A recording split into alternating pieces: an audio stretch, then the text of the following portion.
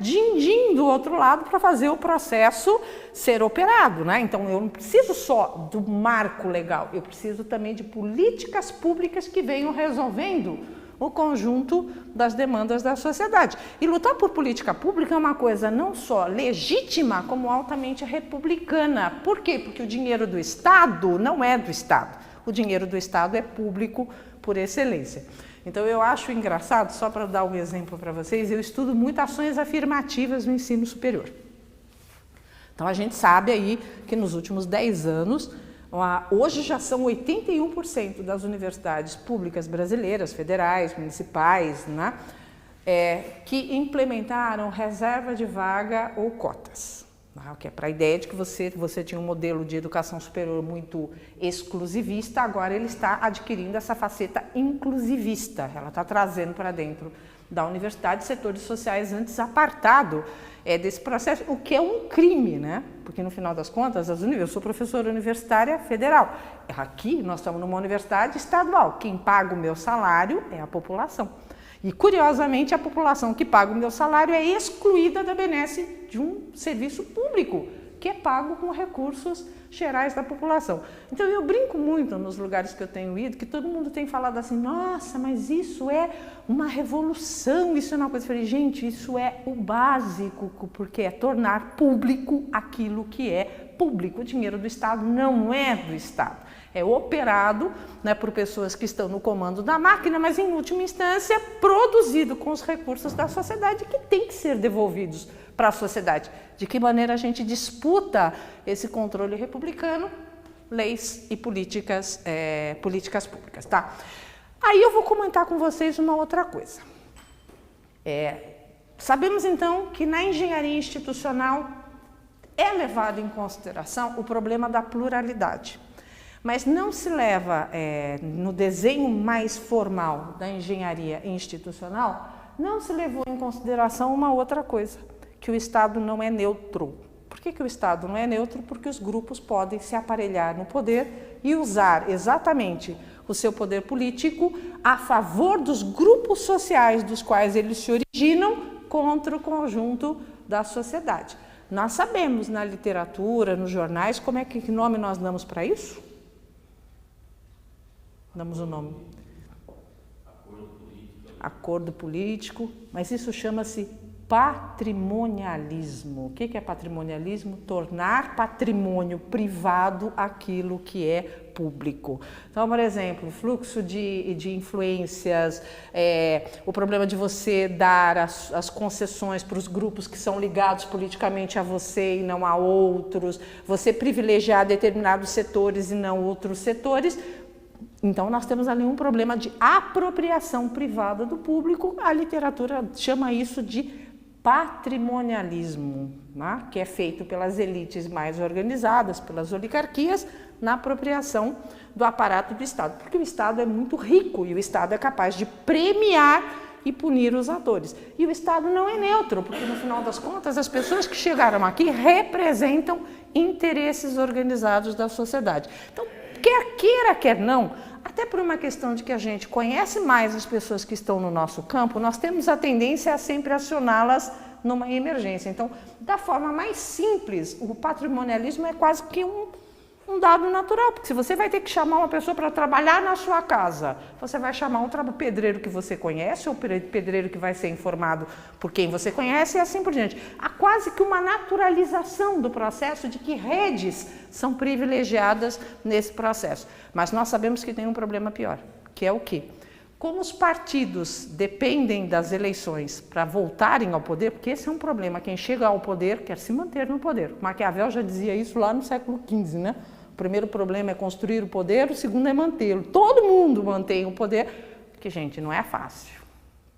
Né? Você saber que alguém pode mais do que você. A luta pelo poder é um dado.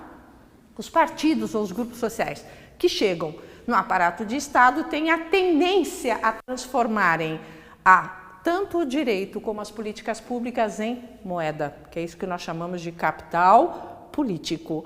Então vejam que coisa curiosa, a sociedade deu legitimidade ao poder público, a sociedade deu recursos ao poder público, como os operadores não são anjos, eles acabam distribuindo de maneira seletiva os recursos que eles têm à sua disposição, premiando as suas redes de relação e punindo outras redes. E nessa brincadeira, muitas vezes, o que acaba sendo jogado pela janela é o problema da eficácia ou da resolução correta do conjunto das demandas sociais, porque isso parece que ficou agora meio que um mercado de trocas nesse processo. Muito bem, como é que a engenharia política brasileira resolveu esse problema? Criando um mecanismo que isso é impressionante, criando um mecanismo que nós poderíamos chamar de paraestatal de tomada de decisão. São os conselhos. Porque os conselhos são metade Estado, metade sociedade civil, não passam pela lógica dos partidos, em grande medida não têm capacidade de disponibilizar com tranquilidade nem fundos públicos e nem o marco legal, e passam a operar numa outra cadeia de representação política que não é mais aquela mediada pela arena eleitoral. A arena eleitoral ela é muito positiva, mas ela também é negativa. Vocês acham que um candidato em processo eleitoral vai dizer exatamente o que ele pensa que é importante para resolver o conjunto? Se ele fizer, a maioria dos governos, né, que tem que tomar decisões duras a respeito de processos sociais, correm o risco de não serem mais eleitos. E como nós temos eleição a cada 2 anos, a cada 2 anos, a cada 2 anos, nós contaminamos o processo de controle do aparato de Estado. Como é que nós resolvemos isso, principalmente no campo das políticas públicas, que são aquelas que mais diretamente interessam os atores da sociedade civil? Porque as políticas públicas dizem respeito a bens estratégicos como saúde, educação, habitação, cultura, políticas setoriais, políticas de proteção. Né? Se a gente for olhar isso, o que a sociedade mais demanda do conjunto do Estado são exatamente a realização de políticas públicas. Se eu deixar as políticas públicas soltas no campo e no mercado eleitoral, eu corro risco de que as populações mais afetadas por essas demandas não tenham nunca os seus interesses realizados. Então, o que essa engenharia fez? Criou uma outra forma de representação, que não é eleitoral e que não é partidária, que é uma forma de democracia direta, porque a gente puxa o conjunto da sociedade civil diretamente para dentro do aparelho de Estado. Né? Então, ele não é uma organização da sociedade, a sociedade não está falando sozinha, a sociedade está dentro de um espaço público tomando deliberações públicas em relação ao futuro, tendo como base a sua origem ou inserção comunitária. Não é a mesma definição que tinha dos conselhos na antiguidade? Os indivíduos que são da sociedade, que têm demandas a serem resolvidas, vão ocupar um espaço de discussão e de deliberação com alcance público, escapando do quê? Desses limites que nós chamamos de questões políticas partidárias, né? Do mercado eleitoral, do baixo dinamismo da resolução e assim por diante. No caso do Brasil, os conselhos participativos, com essa cara com a qual vocês realizam a atividade de vocês, é um produto da Constituição de 1988, né? Que é a ideia de uma gestão pública democrática e inclusiva. Incluir em que sentido? Não só na distribuição dos recursos, mas incluir no processo de deliberação pública. Se as pessoas não querem, vocês podem não gostar de partidos, isso não implica que vocês não sejam agentes tomadores de decisão. Então é como se eu tivesse criado mais uma esfera de freio e contrapeso. Eu estou dividindo mais um pouco ainda o poder, porque o judiciário também não é eleito, né? Essa é uma das ressalvas do judiciário para que ele tenha isenção. Ele não é eleito. E no caso dos conselhos, são eleitos por outros critérios que não partidários. Então, o que eu estou fazendo? Criando uma coisa que a literatura chama de democracia pluralista.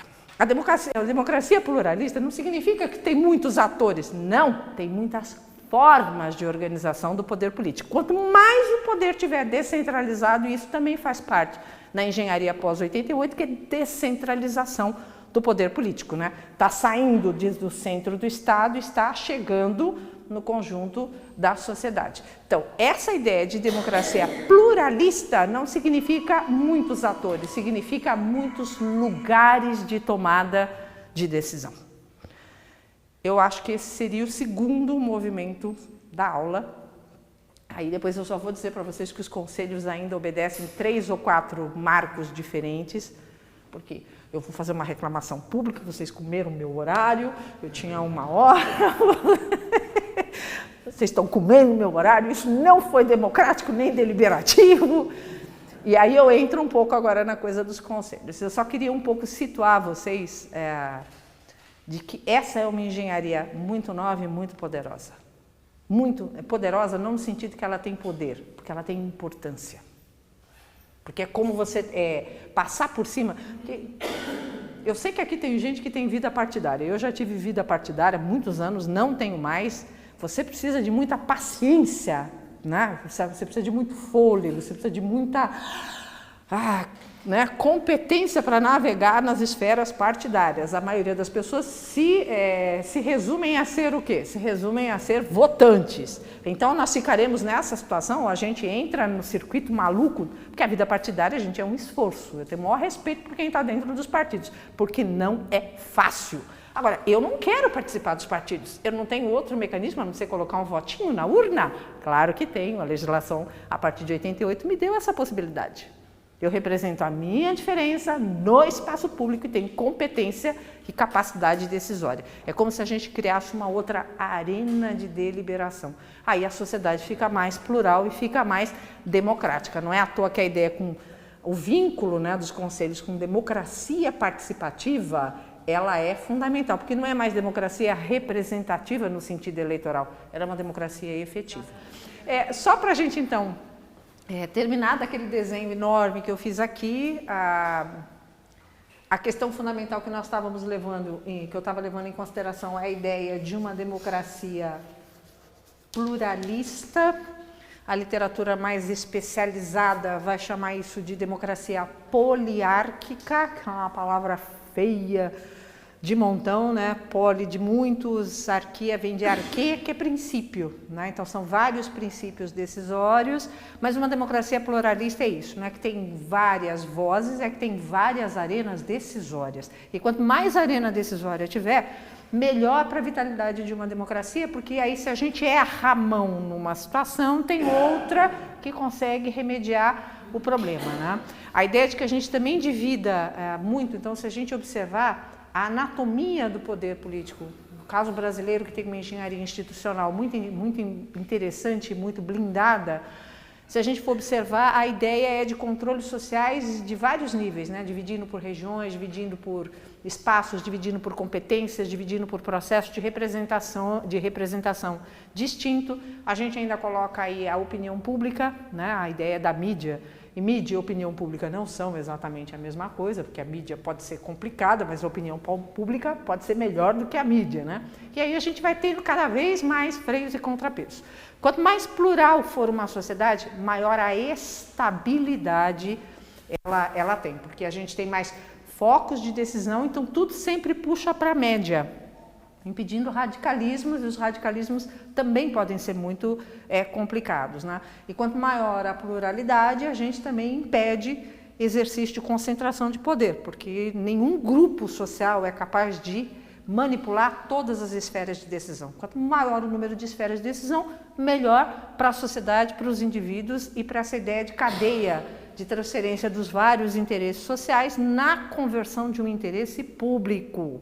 Porque esse também tem que ser o foco fundamental da política. Isso eu insisto o tempo inteiro, em qualquer lugar que eu vou, precisa tomar cuidado. A política não é a defesa do meu, a política é a defesa do meu no espaço do nosso. Eu não posso levar em consideração que aquilo que eu desejo arrebente a ideia de outro indivíduo, de outra comunidade, de outro ator ou de outro interesse, porque senão a vida social se torna impossível. E a vida social tem o péssimo hábito de cobrar da gente decisões equivocadas. Então, a gente colocar interesses particulares acima dos interesses coletivos, pode ter certeza que lá na frente esse troço volta fazendo a contabilidade, né, do erro na escolha que a gente teve. Então, era esse desenho que eu tinha feito, coloquei para vocês que o primeiro mecanismo fundamental de representação político-partidária, né, eleitoral, competitiva, em que os atores têm que se organizar em termos de partidos, disputar processos eleitorais para constituírem maiorias, né, nem que seja em termos de representação significativa, para alcançarem os postos de poder, com exceção do judiciário, cujo mecanismo de representação é meritocracia, por isso a ideia de concurso, carreira, a gente gostando ou não gostando, né, tendo vantagens e desvantagens. No Brasil o processo é meritocrático, em alguns outros países não é eleitoral também, você tem carreira e processo de nomeação com base em consulta popular, mas aí vai da engenharia de cada país. O que eu queria frisar, né, para continuar o pontinho que nós deixamos em aberto, é que os conselhos têm uma natureza diferencial. Porque se a gente for olhar da sociedade, eles são os únicos espaços que são capazes de deliberação pública sem passar pelo processo eleitoral partidário, que é uma das formas de representação. Fazem parte dessa sociedade não só os indivíduos, como a gente viu agora há pouco, mas as organizações daquilo que a gente chama sociedade civil organizada, né?